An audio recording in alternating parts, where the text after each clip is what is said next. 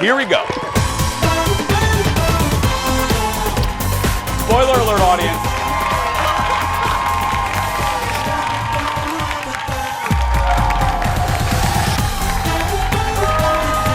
Woo!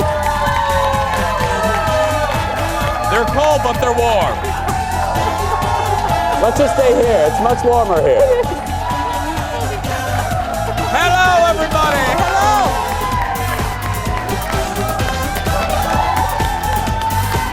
Look at them. Hello, Victoria. Hello, Albert Lee. Hello, Sioux Falls, South Dakota. Hello, Coon Rapids. Hello, Maple Grove. Hello, Independence. Hello, Columbia Heights. Welcome to the show, everybody. Have a seat. Let's get started. Good morning. Thank you. It is so cold out there, but these people are warm. They are festive. They are feisty. And so is she. Audience, give it up for Miss Kendall. Hello. Hi. Good morning. How you doing? I'm good. I'm like, congratulations for making it out of bed today. I know. It makes me feel good that they're here because it's cold. And then tomorrow, and I want to start off with this. Tomorrow, the weather's supposed to turn again. We're supposed to get a lot of snow. No, there's no screaming for that. There's no screaming for that. No. Now who? You know. Now who screamed for the bad weather? Okay, she did. Yeah. From Bobby and Steve. That's why. That's right. They're from Bobby and Steve's. Of course. They love the bad weather. It's like, can I really quickly, usually when people go on social media or they get on a show like this, they sometimes complain about places. Can I give a really quick little story about Minnesota's own Bobby and Steve's? In my 20s, I was eating cat food, basically. I was not making a lot of money. I had 4 jobs. And, like you do in your 20s, you're supposed to struggle a little bit in your 20s.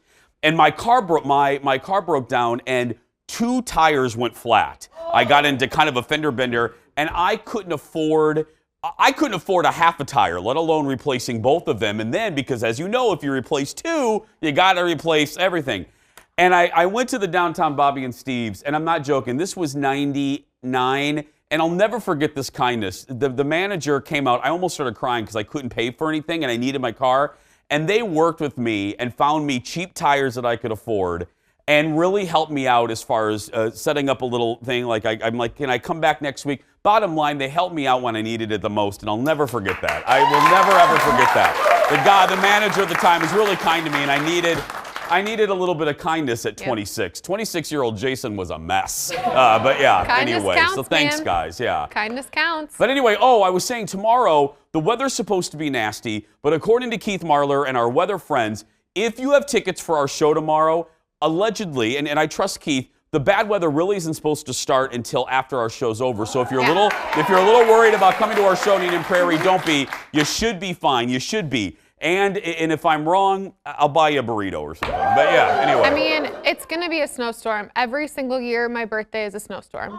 It's fine. I mean, it's kind of like, whatever, it's just expected now. Well, that took a very sad turn. But I mean, it's good. I mean, it's fine. It's can I buy you some tires at Bobby and Steve's? I mean, what do you want? Please. Yeah. It makes me feel very special. Yeah. Because tomorrow's your official birth, right? Saturday. Saturday's the birth. And when the thing like extends into Saturday, I'm like, get it. Sure does. Yeah, sure I know. does extend. I believe in birthday weekends. Yeah? I do. And you have a big one. You're turning the big 3-0. On Saturday. That's right, yeah.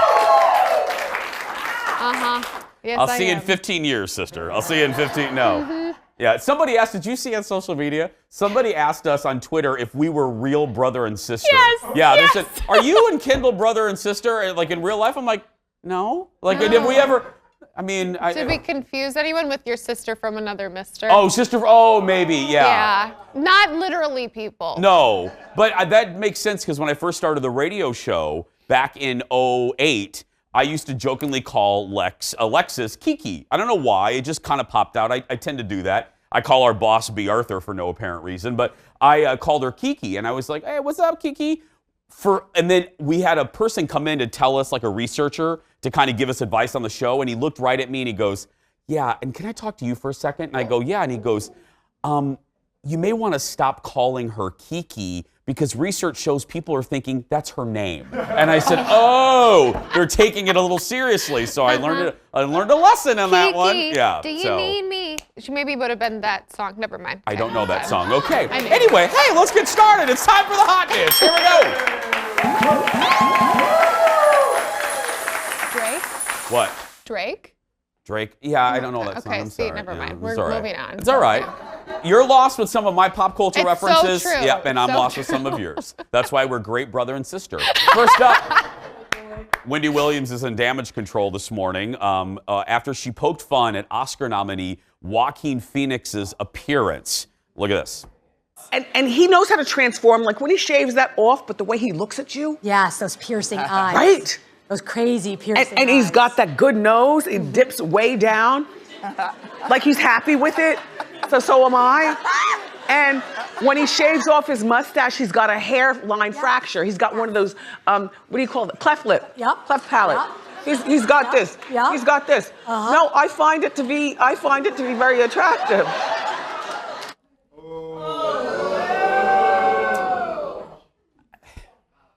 I always pause before I come down harshly on somebody else that does a job similar to this, because eventually in a job, and I say this and it's not an excuse, but when you're doing a show like this one, Wendy's, where a lot of it is ad-libbed, eventually something's going to come out of your mouth that you go, oh, da, da, da, da, da, you know? So I say that before I say anything. I try to give everybody a little bit of grace, because by the grace of God, it's going to happen to me. I'm going to eventually say something that inadvertently is going to offend somebody, and I hope that people will, at that point, accept my apology. However, she should know better. I mean, that is not a, you know what I mean? The physical, it's not like a slip of the tongue where you accidentally say, you know, you're in a stream of funny and you're like, da-da-da-da, da-da-da, and da-da-da. No, you're physically doing something. That's where I'm a little like, Wendy, come on. You could feel it almost while she was saying it. You could almost sense it that she was going there, and then she went there, and she kind of seemed like she was trying to back off of it. Do you know what I mean? Like you could almost feel that she was trying to take it back in. A little bit. What I could feel, though, was her executive producer peeing her pants. You know what I mean? Yeah. Because I know her executive producer stands kind of where our executive producer stands, which is right there.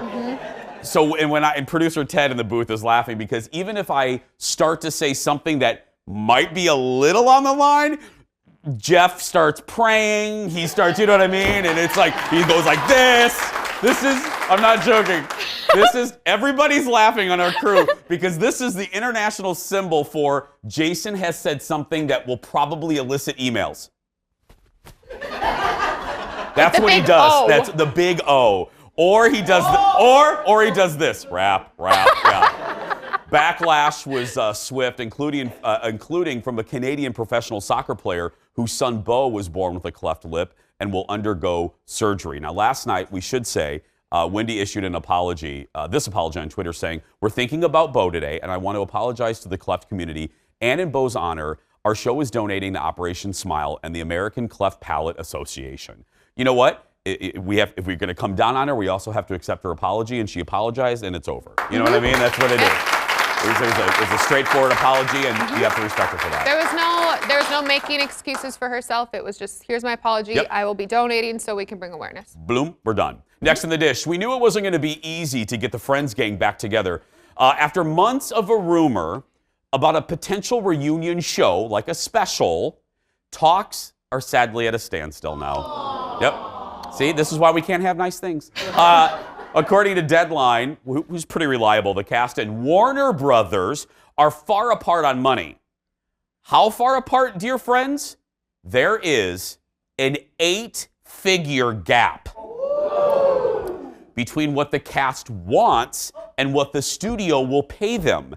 HBO Max, which is the new streaming service from Warner Brothers, recently spent $425 million for the rights to Friends. That's why it's not on Netflix anymore. Jennifer Aniston almost broke Instagram recently when she posted that photo with the cast. I can't believe it's 8 figures, but I will say, if I'm the cast of Friends, I am Cuba Gooding Jr. Show me the money. You know what I mean?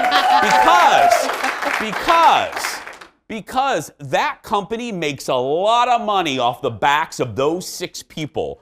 And they're not dumb. Those 6 know, and their agents aren't dumb. They are doing the math. I'm sure they did the math. And they're calculating how many subscribers that new service is going to gain by this reunion.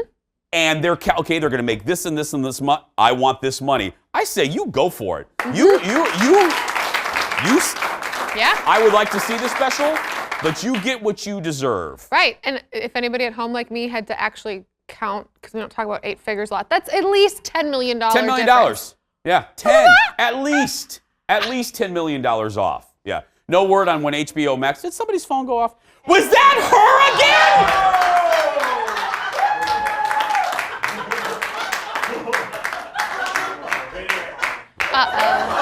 Here he comes. Give me that phone. Give me that phone. Who called you? Figure out who it is. Who called you? Work? Your work is right here! Did you call in sick? She's healthy!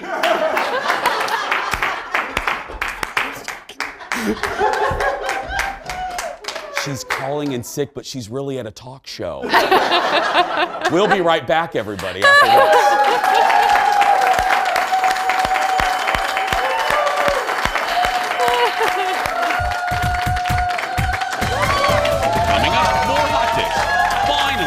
Have another movie to hate on other than Rise of Skywalker.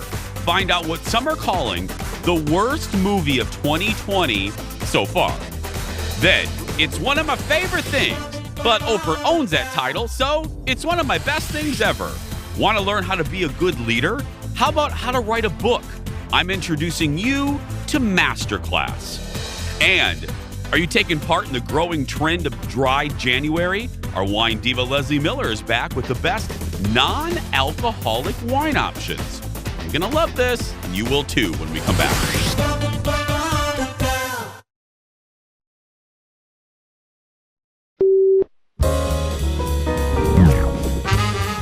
The game is very, very simple. Each of you will take turns standing behind that glass wall while various fruits and produce are fired at you. Your job is to not flinch, okay? And in case you think that sounds too easy, you will be holding a martini.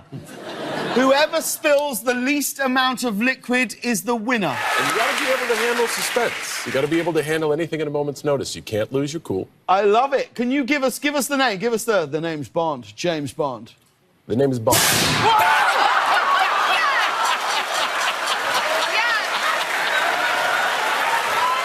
What sort of things make you flinch on a daily basis? I just spilled again. Okay. It's only a little. Anything. Like what? Like if you see an insect or a spider? No. Or... Just like. Just keep talking. If I'm starstruck or something. You got me again? Pretty good, January. January Jones winning the game of flinch over John Cena on the Late Late Show. That's a good game. I like that. I'm so easily scared I would spill. It wouldn't take long. I would never spill a martini. You scared me. That's true. Lick the carpet. I would be like, yeah, there. You scared me a couple days ago coming out of the radio room. You deserved it I know. after that Annabelle stint. I know. I've scared you more than a few times. Well, more James Corden for you. Mr. Corden asked John about his outfit for his wrestling persona. Look at this. As a WWE superstar, what was it about jorts that you thought that's gonna be my thing? I'm gonna be a jorts guy. Well, that's a great question. If you look at my other options, it's just underwear. So I wanted to do some sort of street clothes because my persona was a tough wannabe rapper kid from the mean street of West Newbury. Yeah. Tough to do that in your underwear. Very tough.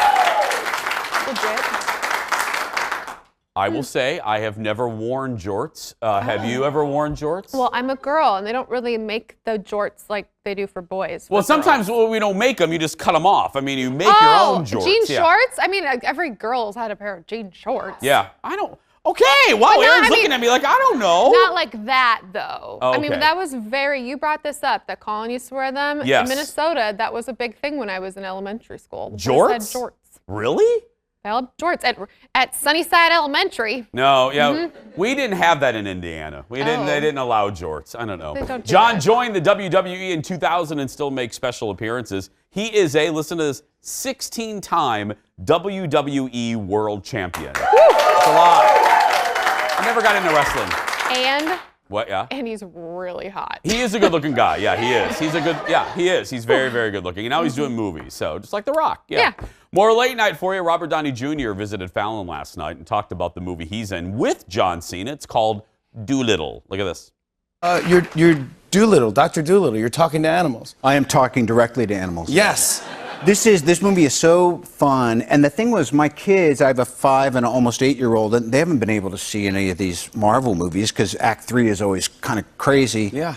And so this was the first one that my kids came to the premiere of, and everyone who's going to see the movie and going with their kids is absolutely loving it. So I'm psyched. What a great. Well, Robert, I love you. Might not be psyched in just a second.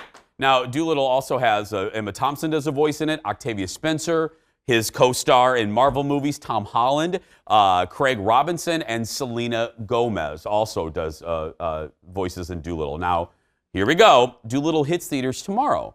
And we're getting some early reviews of the movie, but before we show you a few of these reviews, here's a little clip from the trailer of Doolittle. Look at this. Are you Dr. Doolittle?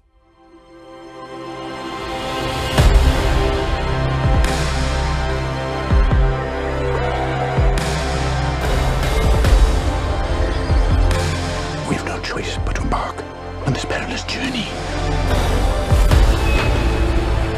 Everyone pack your bags! I'm unavailable.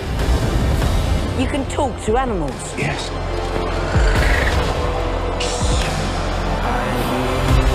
Babies cry.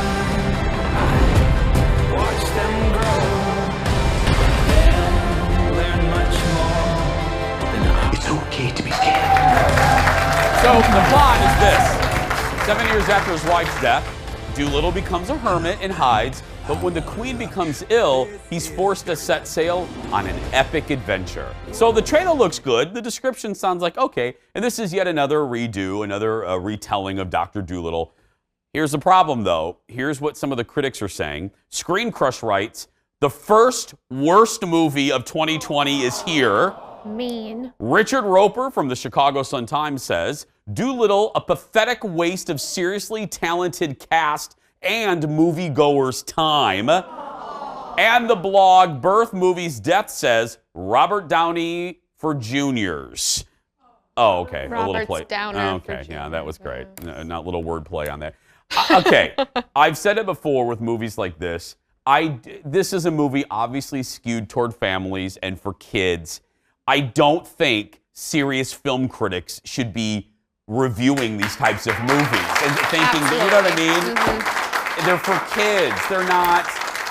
I agree. Doolittle is not going to win an Oscar. You know, it's not, Right. and it's not supposed to. It's supposed to be a talking lamb, you know, and the kids laugh, and then you get popcorn, you spend $80, and you go home, you know? And It's there's like- always that central message to kids about like never give up hope, love everyone, even if they don't act or look like you. I mean, there's all those messaging points that, I mean, come on, don't be so Yeah, about and it. again, these movies aren't made for critics. They're made Right. for the families that go to them. Yeah. Yeah. I knew they were pushing this hard. The studio was Universal for that movie, and we were just in Florida, and we were at Universal Studios, and there's Doolittle stuff everywhere, and I thought, ooh, they are really hoping that this isn't a disaster like Cats, you know. 'Cause, yeah. I know. Erin Schwab finally saw Cats, and she liked it. I'm just gonna, yeah. You and your mother walked out of Cats, didn't you? No, not my mother and me. It was her friend walked out of Cats. Oh. I texted him when he was in Florida, and I was like, I just want you to know my mother's friend walked out of Cats, and so I hope that makes your day. It does, yeah. I'm still gonna watch it though when it comes to home video just to see what everyone's talking about. But Yes. Next on the dish, Charlize Theron was on Kimmel last night, and he asked her about the worst date she's ever been on. This proves that even Charlize Theron can have a bad date. Look at this. So I went on a date in my 20s with this guy who was really super handsome. I was like really into it. And he picked me up for dinner. We went and had dinner. It was lovely. Like I was like, this is going really well. And he drove me home. And, you know, I kind of signaled that I was in for a kiss. Like if he wanted to be like, you know, you do that thing where it's like, yeah, you're gonna. So I've heard. Yeah. This might explain your problem with The Bachelor. Anyway. Might explain a lot of my problems. I get it. Yeah. He pulled over by my house, and we started kissing, and it was really good. And then he pulled away and whispered, "Make out with my nose." Make out with my nose.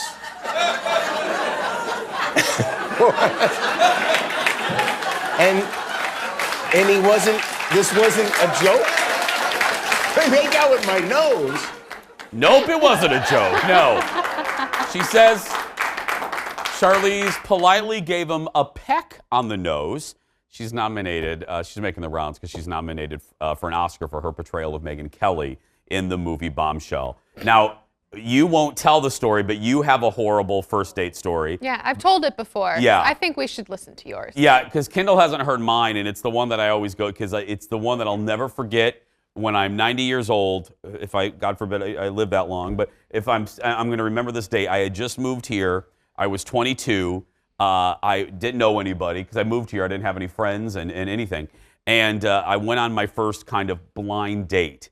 And I went on this service back then. It was, on the computer thing. It was like AOL. And I said, the person, I lived above a coffee shop at that time. And I said, okay, Dunn Brothers in Loring Park. And I said, okay, meet me at 6. And I'm going to be wearing, and I remember this, I'm going to be wearing a forest green sweatshirt. And then he said, I'm going to be wearing a navy blue jacket. And I said, perfect. And we described it anyway. So I knew everybody in this coffee shop because I lived there. I lived above it. So I walk in and I'm like, everybody, I'm so excited. I had this date. It's my first date ever in Minneapolis, and da-da-da-da-da, and all the staff was excited. So I'm sitting in the booth and I'm all nervous and I'm like, okay, here we go. And I'm looking and I keep looking for the door and I keep looking at the door, and finally navy blue coat walks in. And he walks over and he gets a scone or something. And then I'm looking like, oh, he's a good-looking guy. This is going to be great. So then he looks around at the restaurant and he notices, and he looks down and I notice that he looks that I'm wearing a forest green sweatshirt or sweater.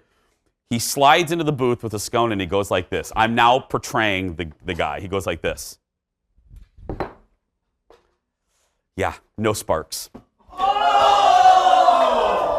Looked me up and down, did a once over, looked at me and said, yeah, no sparks. And walked out.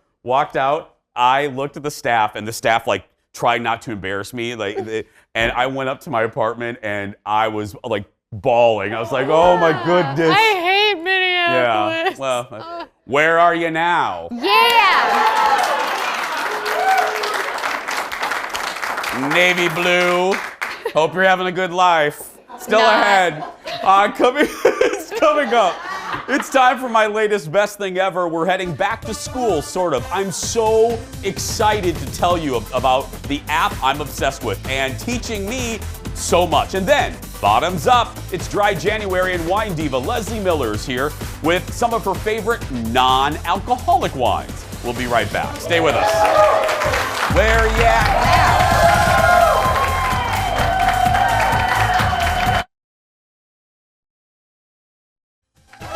No sparks. Oh well. Life lesson. Welcome back. When it comes to learning a new skill like cooking or writing or singing, even tennis, imagine if you could learn from the best of the best. That's the concept for one of my latest obsessions, and it's today's best thing ever, everybody. That's right. So, I've been waiting to tell you guys this for a while because I've been using it, and it is my latest best thing ever. Is called Masterclass. It is an online education program letting you learn from experts in dozens of different fields. You can watch, and this is the cool part, you can watch them on your phone, on your tablet, on your TV. I pulled out my phone because that's the beauty of it. Right now, I'm in the middle of a class with Bob Iger, and they're divided into like 9-minute little classes that if you have a spare moment, you just go into Masterclass and keep watching. Just listen to some of the teachers that you can learn from. Mark Jacobs teaches you how to be a fashion designer. Gordon Ramsay offers cooking lessons to you. Serena Williams can teach you about tennis. I mean, you know, you're not going to walk out as Serena Williams, but that's all right. Natalie Portman and Samuel L. Jackson give you acting lessons. And one of my favorites, Aaron Sorkin, teaches screenwriting classes. And as you can see, they are beautifully shot, which adds to it. I mean, they look like movies. And I believe, if memory serves me right, there's even a Minnesota connection. Mark Rosen from WCCO, formerly of WCCO, my buddy, I believe his son is one of the editors of Masterclass. Yeah. Well, one of the classes I took that I think you're going to really like is the great Steve Martin teaching comedy. Here's a little bit. Everything you see, hear, experience is usable. You have to think, what's it good for? What circumstance is it good for? Is it good for stand-up, or is it good for saying at a party or at a dinner table? Yeah. He just teaches you about, one of the things he also teaches you of like what letters are funny. You know, if you're trying to think of a funny word to say or, when you're crafting a joke, what letters lend itself better to landing the plane, so to speak, on a joke? It's fascinating. I also watch Shonda Rhimes, the woman behind Grey's Anatomy, who teaches writing for television. Look at this. I think it's absolutely essential, actually, to pick a show that you love, a show that you think is good, and dissect the crap out of it, frankly. Take a show you love. For me, I did The West Wing. I am obsessed with Aaron Sorkin. I think Aaron Sorkin's a genius, truly. And I took The West Wing, and from the pilot through, I think, season 3, and I dissected the heck out of that show for myself to really understand. Yeah. She's one of the best, too. And even if you don't, want to go into one of these professions as a profession, it is just the library of people, the library of lessons you can learn is endless. Now, one of my favorites, take a look at this. I've mentioned his book. His book that I read last year is one of my favorites of the year for me. CEO of the Walt Disney Company, Bob Iger. And one of the lessons, he talks all about leadership and how to lead a company with integrity. And he talks about also, he weaves in stories about leading the Walt Disney Company through years of massive change, buying Pixar, buying Marvel, buying Star Wars, and what he learned through those acquisitions. Bob's lessons, actually, if you get Masterclass for one particular teacher, get it for Bob Iger, especially if you are in HR, if you are a manager. I don't care how many employees. I'm not joking. I read Bob's book, and then I took his Masterclass, and every day I use something, or something comes to mind that I utilize in my life that I learned from Bob Iger, his book and his Masterclass. I think you're going to love this. I gifted it to a couple people over the holidays. Masterclass costs $15 a month, or you can pay for it all together in 1 year, and you get access, depending on your tier of membership, you get access to all of the library. You can take all the classes. It is fantastic, and that is my latest best thing ever, everybody. Yeah. Like right now, if you think I'm joking, I'm watching Bob again. I'm taking another one of his little classes. And like I said, the best thing about it is if you're at a car wash, or like right here it is. If you think I'm kidding, I'll watch the internet's not going to work. But like right now, I'm taking the importance of risk taking, and it's 9 minutes. So if you have those little, if you're waiting at a doctor's office or you're waiting at a car wash, you can pop in Masterclass and learn a lot. I really think you're going to like this. And if you take it and you enjoy it, let us know on our Facebook page. Still ahead, by the way, Jason Show TV for our Facebook page. Still ahead, everybody, it is game time with this fantastic audience. And is Phone Woman going to play? Is she playing? Yes! But Let's make sure she puts her phone away. How well do the folks in our audience know prices on Amazon? Wait till you see. This is crazy. You'll see it when we return. Back in a moment, everybody. Stay with us.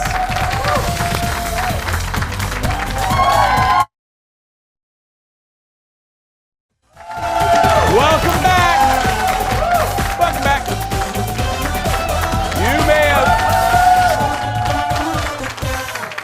Welcome back, everybody. You may have heard of a show that airs at the same time we do on another network, where people guess the price of cool prizes like a car or a vacation or kitchen appliances. Now, I know you don't watch that show live because you record it and you watch us live. So I don't blame you if you don't know what I'm talking about. But don't worry, we're going to play a version of that game on our game time. Here we go, everybody. So, because we don't want to be sued, our game is called How Much Is It?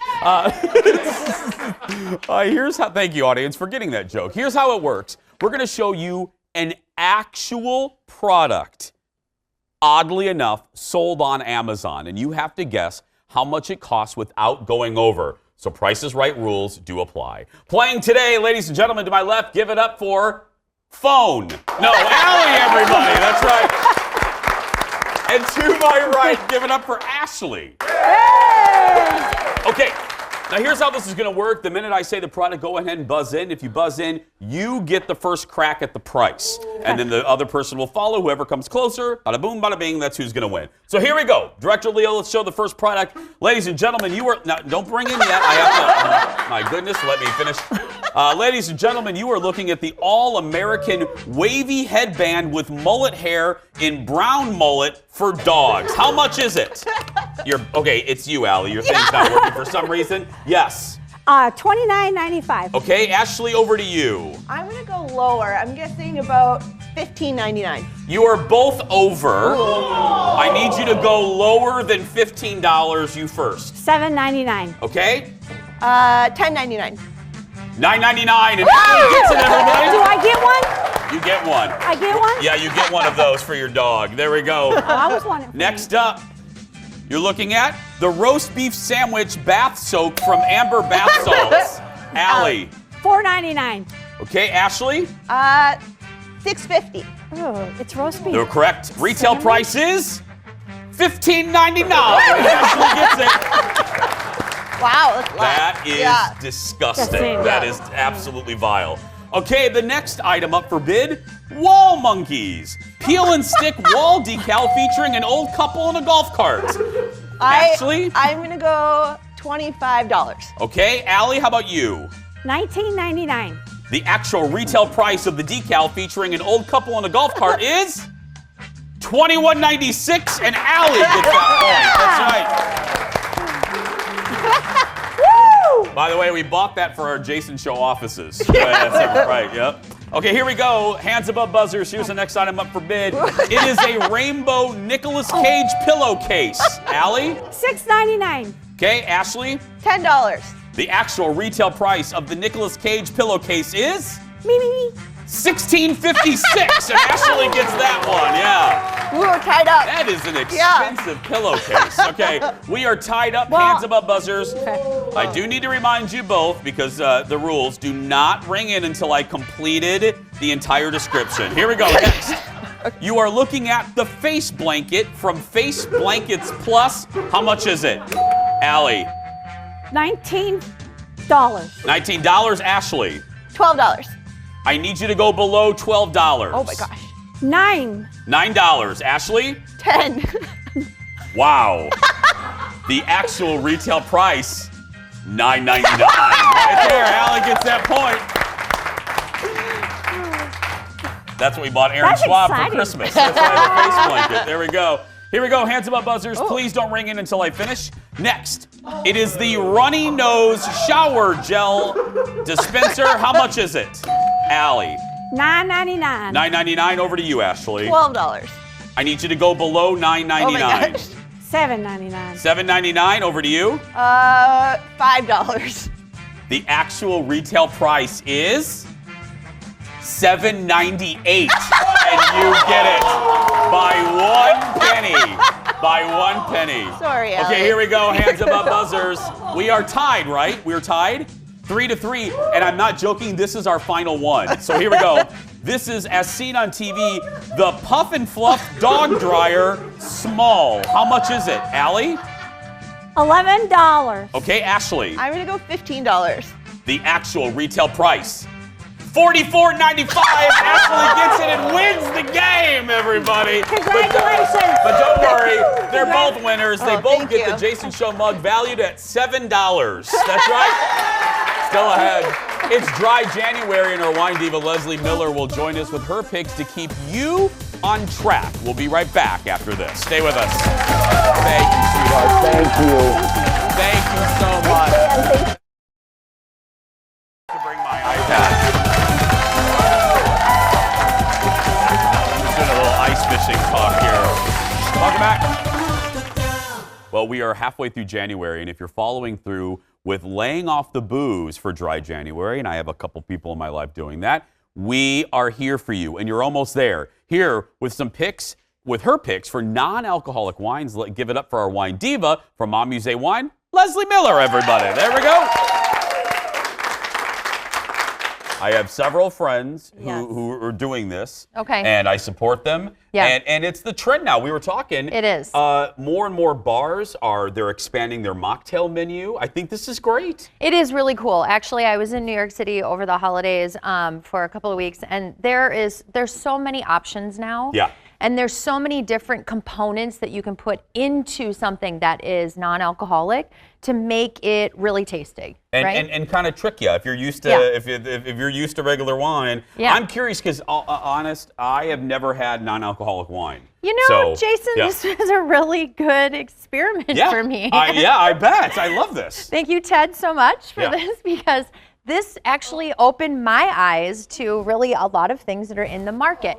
Now, if you can research, and actually Forbes did a really great article last year on a number of different wines that you can buy actually via Amazon across the country, where they're featuring grapes like Pinot Noir, Cabernet, Chardonnay, the whole thing. But in our market, I really want to focus on what you kind of have here. The Frey is very, very popular. I'm sure you've seen this when you've gone to a store. And I do a lot of events where there's always someone that's pregnant that says, I really want to participate, but how can I do this while, drinking something that's wine? Yeah, exactly. Right?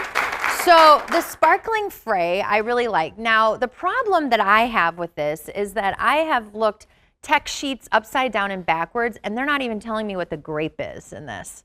So it's just wine. So it's a mystery grape. We don't know. Yeah, that's my little issue with Frey. But and actually, you taste it has a little touch of sweetness to it. It does. That's right? my only. Yeah. This was a little less sweet. Right. And we knew the grape. Yeah. I would be in love with this. Right, right. Yeah. Now, a way for you to kind of spruce some of these things up is to make this into your own sangria.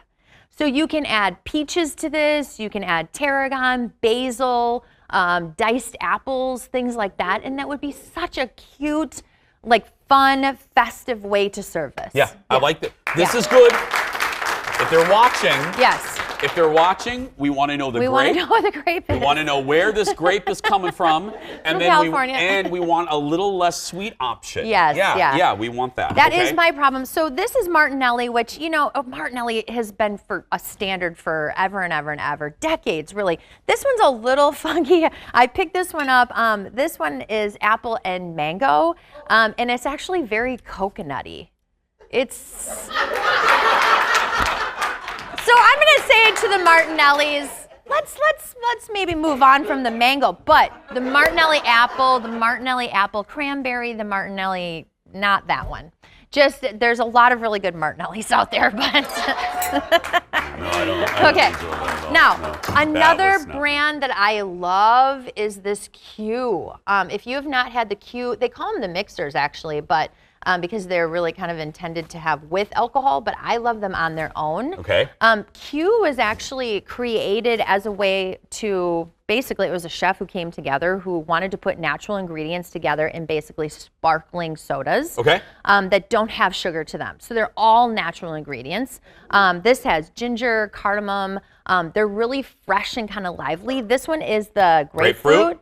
And I put in, it's very grapefruity. No, I know. Yeah. I enjoy this one. Yeah. Now, Now, the other thing too that I like to do, now it's citrus season and blood oranges are my fave right now. So I put in blood orange and actually a little bit of tarragon. That I know. looked like rubbing alcohol that you were going to put in. Okay. So this isn't a little Italian spritz, and I love food. Well, you're walking away from me. No, I was readjusting. Leo took the other camera. I wanted to get a... So Yeah. I find these on Food 52, which is a really great resource for a lot of really fun, kitschy things in your kitchen. This is orange, lemon, and spice, and it's actually, you could do the same thing with our local bitters here. You could put in cherry almond bark or Jamaican bitter into that. That adds a little sourness to it. Right. Yeah. I like that. Yeah. Stay right there. Okay. Because we have more. So go get your bubbly and meet us back here in just a little bit. Back in a moment, everybody. I like that. When you added that. Yeah.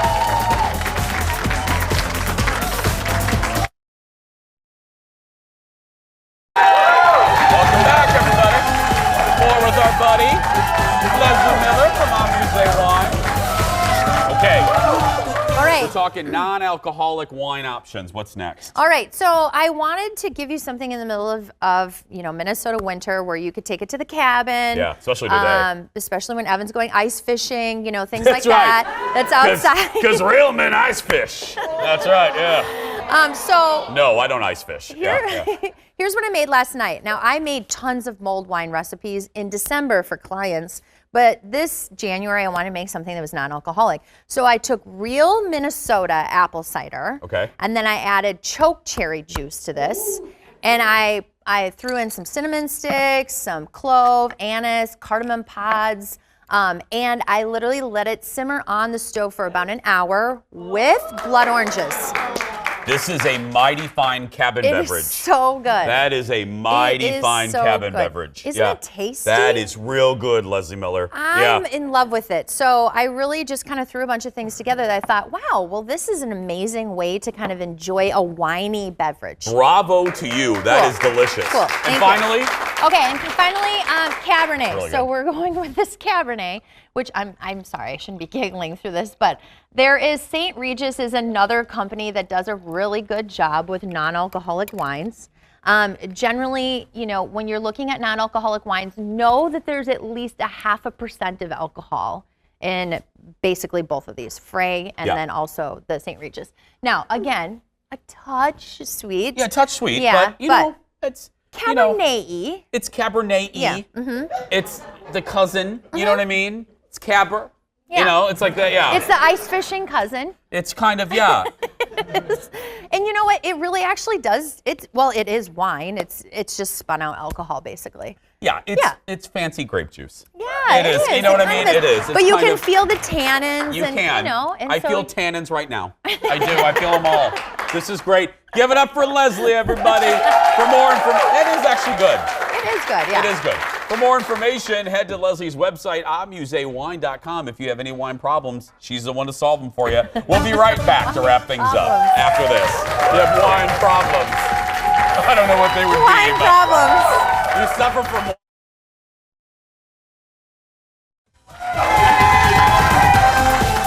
Welcome back, everybody.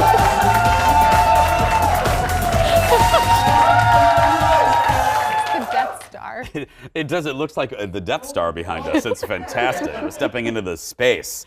Kendall joins me again. Hey, by the way, if you were just watching the segment with Leslie Miller, and you're wondering about Leslie, what do we call that concoction? Like a sangria, a malt spice wine. If you're wondering where you can get the choke cherries, Leslie says she got them at just Lunds and Byerly, so you can get it anywhere because that's a thing that you don't normally just have in your cabinet. I'm like, wait, choke who? What? Yeah. What do you do?